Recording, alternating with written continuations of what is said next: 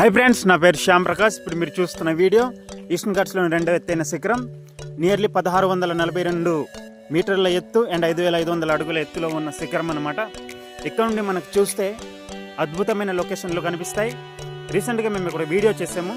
ఇదే శిఖరాన్ని మేము అధిరోహించాం అనమాట. చాలా తక్కువ మంది మాత్రమే ఎక్కగలిగే శిఖరం యొక్క వీడియో మీరు కూడా తప్పకుండా చూడండి. చాలా బాగుంటుంది అండ్ మీ ఫ్రెండ్స్కి కూడా షేర్ చేయండి.